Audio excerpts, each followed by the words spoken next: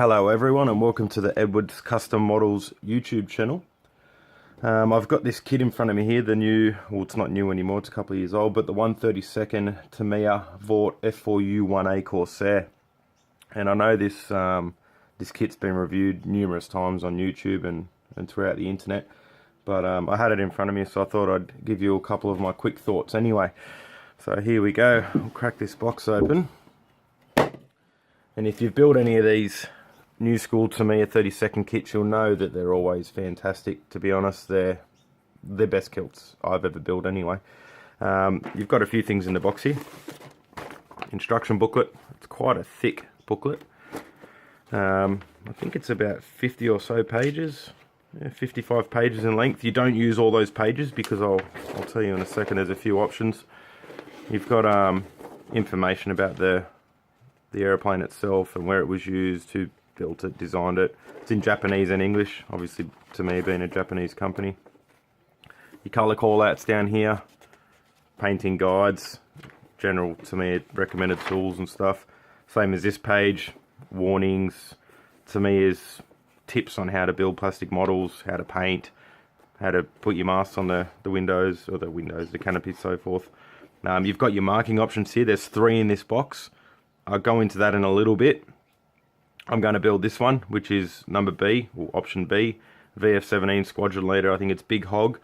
Painting tips. And then you've got your pretty standard build sequence, interior first. Something interesting that I do, I don't know if anyone else does it.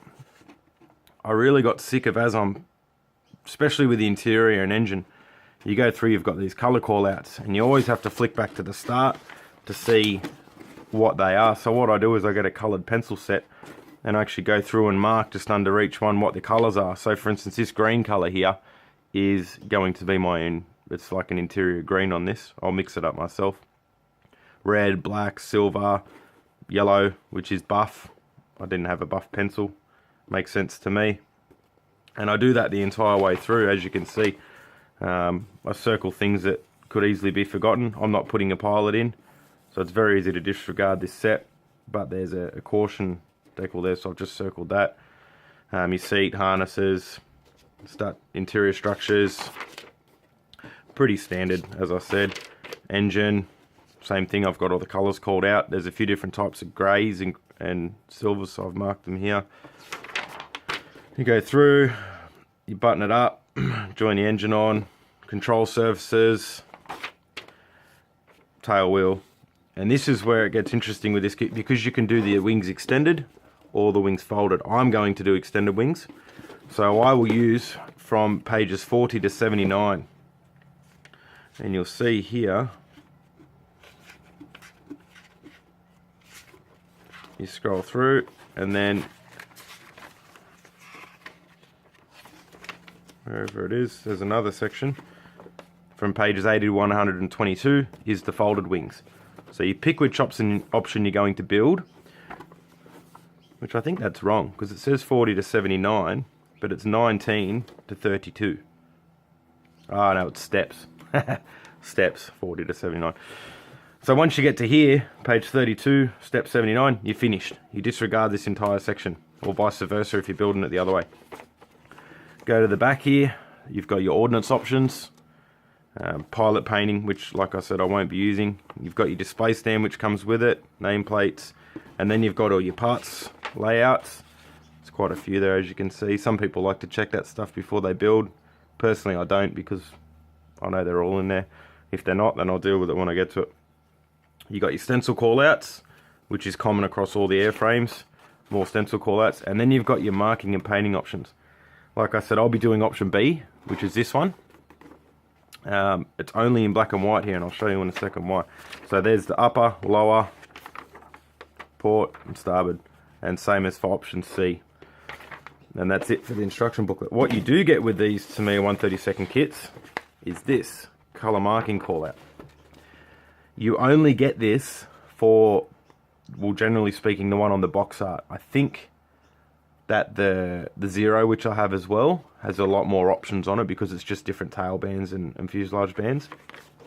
But most of them, the Spitfires, the Corsairs, I think the P51's the same as well. I've got that kit as well. Just can't remember off the top of my head. So yeah, it'd be nice if you got this colour call-out marking sheet for every box option. It's only another 2 sheets of paper to Tamiya. It's an expensive kit. I'm sure they can afford it. It'd just be really cool because it's nice to stick that up on the wall, and it's a really good reference. It's nice to look at. Just makes things a little bit clearer than trying to decipher black and white sometimes, which isn't an issue. You get by, but it is nicer to have colour. They also come with, well, by they I mean these 132nd Aircraft Series kits. They come with an information booklet on each aeroplane. So this is obviously the F4U Corsair. It has a Japanese and English again. A bit of a history about the design process, who built it, and whatnot. Same thing there, just carries on, and then it goes through the different model histories, the features of the airplane, which is pretty standard, just tells you where your fuel tanks are and stuff, which can come in handy. You know, it's not everyone knows everything. You see man fuel tank cover, so you know, well, I can do some leaks around there and stuff. And generally I'll go on the internet and I'll get 1,001 reference photos of the plane themselves, different environments, different weathering, chipping, detail shots, and I'll try and find photos of the exact airplane that I'm going to build. So it sort of goes hand in hand with this stuff here, retraction system for the wheels and stuff like that. This is what I find most useful. You got reference photos for the different models, but it's this interior details, and I will get interior photos for myself, but it's really cool to have this come with the kit, and they're nice color as well. Exterior photos and also engine details, and you got to bear in mind that generally, like this one here is obviously a restored airframe, so you kind of take it with a grain of salt. Like for instance, I know in my instruction booklet it calls out for this interior gear bay doors and stuff to be, I think it was aluminium or a type of silver anyway. Here they're painted quite a strange interior green. It looks a bit lighter than the standard, might just be the photo, but it's just something you have to bear in mind. So that's why I always try and find period photos, or at least do a lot of research before I start painting things. So that's that booklet there. These are my build sheets that I use. Just has different options so I don't forget what I'm doing, the markings I'm doing, what sort of weathering, wheels up or down, ordnance options, blah blah blah, what accessories I have for that kit. This is actually for another person, but that's why I have those things so I don't forget. This has a maxi mask kit by Montex.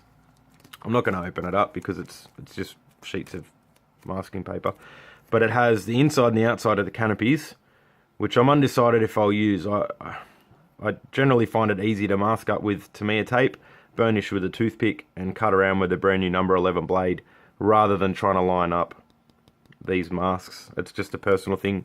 Some people swear by them, and that's cool. But you also get all the masks for the stencils and whatnot.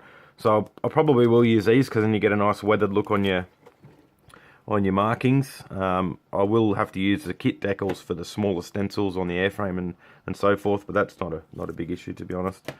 I have taken these out of the bags, and I'm not going to spend an hour going through them all because, to be honest, you've probably seen all the other reviews and pictures, and to be fair, these are outstanding. I have no complaints whatsoever about these new Tamiya 132nd kits. That's a dual sprue, has your elevators, propeller and so forth, and just the molding quality is fantastic there. The rivet decals, you probably can't see it here, but the rivet decals, the rivet detail, it's all second to none. More control surfaces, ailerons by the looks of it, some flaps, rudders, some cowling parts. Now this is interesting, this sprue, because this particular version of the kit comes with the standard grey plastic and also the same sprue in clear plastic for your engine cowls. Personally, I think it's silly. It's a gimmick. You've got this beautiful, big, expensive, detailed kit, and you're going to put these silly clear sprues on it that aren't even clear anyway, to be honest. You put your finger behind it and it looks like you're looking through a shower screen. It's horrible. So they will just go in the bin. I'll probably keep them as spares just in case something happens to these. I can paint them, but I think it's ridiculous. Same sprue there. Engine sprue, and the engine detail is fantastic, as you can probably see there. That's straight out of the box, mind you. It's just, you got your harnesses and push rods and exhaust stacks, which are hollowed out. You can see just here, which is kind of cool. Saves you getting out there with a Dremel. This is your cockpit, just here. Oxygen bottles, some bulkheads, and this is just, like I said, outstanding. I have built 2 of these kits before: drop tanks, bombs, instrument panel, a couple more detail parts, and I have built 2 of these other 1/32 Tamiya kits. I've built the two Spitfires. I've built Johnny Johnson's JJ, which I think was a Mark 9C, and I've built what's the other one I built? As RGV, the Aussie bloke. I've just gone brain dead, sorry. But and they were fantastic. I've actually got the third and final Spitfire here to build, the bubble top as well. That's the underneath the fuselage. So I haven't built a Corsair before, but obviously I've done a bit of research, and from all accounts, the engineering on this kit is second to none. The fit is perfect, and I think it's going to be a really good build. Another instrument panel there. Detail switch boxes and so forth here. Just there. Bulkhead details, your rear gear doors and stuff like that. Very nice. Same thing, more internal details. Your 2 fuselage halves, pretty standard, split down the middle. This back piece will have a separate piece that goes over, so that's nice. You don't get the seam line down the middle there. A couple of gear doors, some looks like radiator intakes. And it's really hard to see here with the lighting, but the detail on these is ridiculous. To be honest, I've built a few resin kits lately. I built the Fisher Models 1/32 Sea Fury, which is an outstanding kit, full resin. And to be honest, the detail on these is better. The resin one didn't have any rivet deep, it had nothing. And it was a great kit. The cockpit was outstanding, but these Tamiya kits, honest to God, they have everything beat, hands down. Rubber tyres, you get a little screwdriver because you do have, this one's actually not very many. The Spitfires have a lot more screws and so forth. There's no magnets in this kit either, I've noticed. The Spits, and I know the Mosquito, which I have as well, has the magnetised engine cowls. I don't see any magnets in this kit whatsoever. Rubber tyres. Clear parts, I won't take them out because I don't want to chuck them in there and get scratched. You've actually got a clear instrument panel for the dials, so I'm guessing that goes behind the plastic part with a decal or something behind it, and it will look really good. What can you say? I really like how they do this though.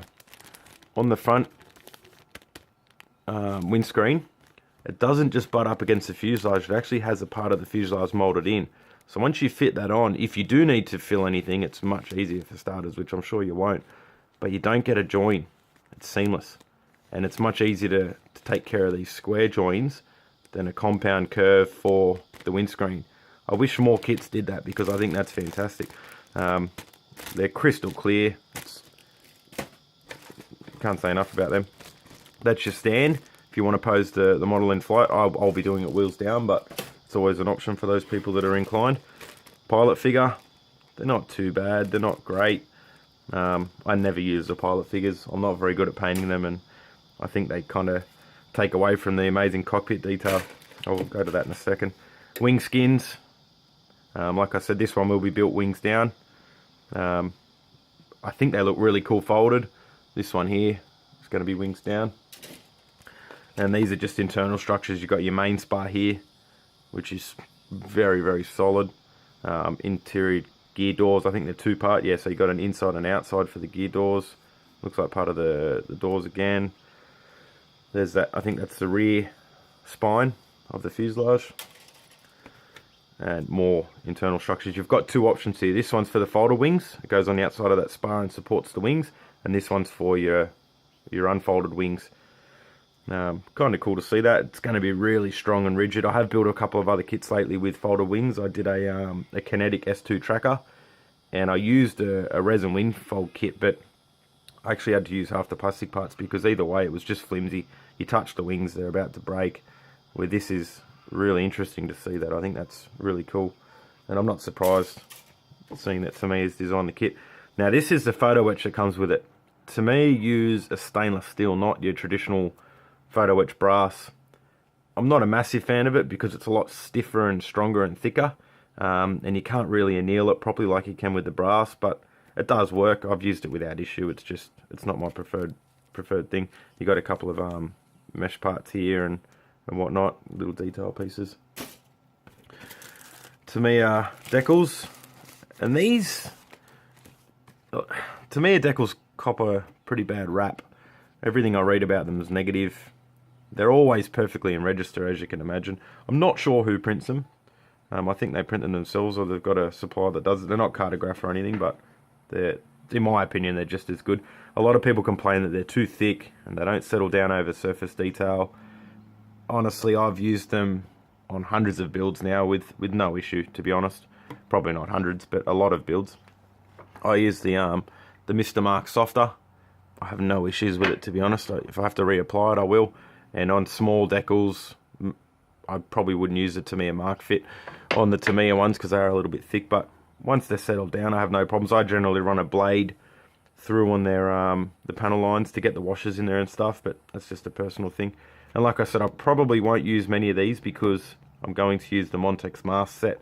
I will end up using things like this, your stencil decals. I won't do the walkways. I'll paint them because you get a much better finish. I'll use the propeller decals and all that. So yeah, overall I think they're good. I've never had an issue with them, put it that way. And you also get 2 metal stickers, a silver and a black, for the nameplates. I have used these a few times when I mount the models in a box frame on the wall. And what I've done is I've actually cut this out. Well, it's already pre-cut, but I cut off the Tamiya. So I just used the name of the plane. I think it looks a bit better. I know it's a Tamiya kit. Who cares? It looks good anyway. And you get also a masking set for the canopy with the Tamiya kits, but you have to cut it out yourself. And like I said, I've never bothered with these. Sometimes I keep the masking material to make my own masks, but I just use the Tamiya tape, burnish it, cut around it with a number 11 blade, a brand new one. No problems whatsoever. So that's about it. What I will do, because I don't think inbox reviews are the most useful thing in the world. They don't really tell you how it goes together. They just show you what's in the box. I will, once I've built this, I'll post up the standard slideshow of the finished model, but I'll also talk about the model and my thoughts, opinions on how it went together. I'm sure it will go together fine. It's one of these kits, from experience, I know it's going to be good, and I've heard that it's going to be good, but I'll give you a couple of my thoughts, and I'll also tell you of any encounters, problems I encountered and things like that, but I think it will be fine. So yeah, thanks for watching. Please check out Edward's Custom Models on Instagram and Facebook. Instagram being the main media that I use. But yeah, it's a great kit. I'll do more of these videos as well, and I hope you're not bored. Thank you very much. Bye.